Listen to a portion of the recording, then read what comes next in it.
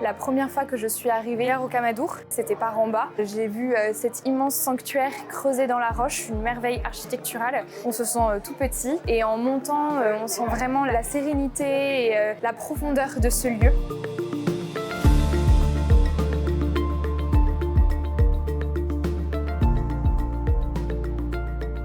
On se sent, de par les murs et la falaise qui nous surplombe, comme protégés.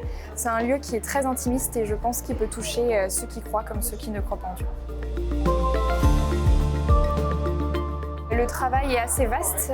Il passe de l'accueil des pèlerins et des visiteurs à l'explication de certaines choses du lieu, mais on contribue aussi à la beauté du sanctuaire.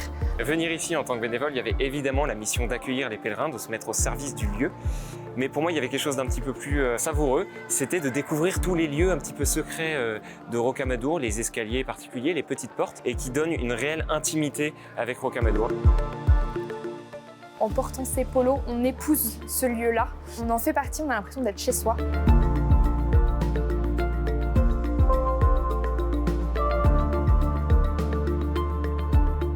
Ici, nous sommes dans un lieu qui est vraiment, comme si je puis dire, comme le visage de Rocamadour, un lieu qui va être construit pour protéger la cité qui est au milieu de la falaise. Au XIVe siècle, c'est la guerre de 100 ans, il faut vraiment pouvoir protéger ce lieu. Après la Révolution, c'est un abbé, l'abbé Caillot, miraculeusement guéri par l'intercession de la Vierge Noire, qui va racheter ce château et qui va le restaurer pour permettre d'accueillir les chapelains qui sont au service du sanctuaire. Aujourd'hui, ce lieu sert principalement à accueillir des prêtres, des séminaristes et des bénévoles. Mais c'est vrai qu'aujourd'hui, le château est dans un état catastrophique. Quand on pousse la porte du château, tout le mystère s'effondre un peu et on se dit c'est pas possible de voir un château dans cet état-là. Les années ont fait une œuvre de dégradation petit à petit et il est urgent que nous puissions faire quelque chose pour le sauver. Les poutres ont été attaquées par les termites et les planchers menacent de s'écrouler. Les boiseries, les menuiseries sont à reprendre entièrement et la coursive devant est en train de s'écrouler. Toutes les huisseries sont inexistantes et puis la toiture prend l'eau. L'électricité est en état lamentable. Il y a des tuyauteries dans tous les sens.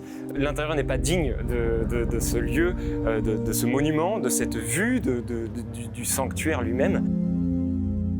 C'est vrai que oui, ce sont des lieux qui sont très délabrés, pas forcément aux normes non plus. Dormir dans un lieu où on se sent plus en sécurité, ça peut être une bonne chose puisqu'on est ici pour donner, mais du coup, il faut aussi pouvoir se ressourcer. Imaginez, je suis responsable, si je ne fais rien, je sais que très bien que dans moins de 10 ans, le château n'existe plus, c'est certain.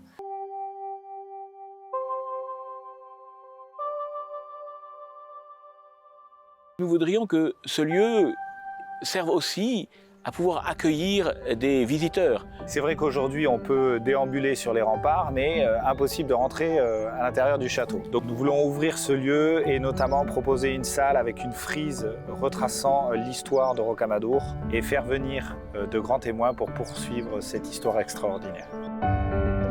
Une autre idée serait d'ouvrir les jardins pour proposer aux enfants des activités ludiques comme la reconstruction du château de Rocamadour.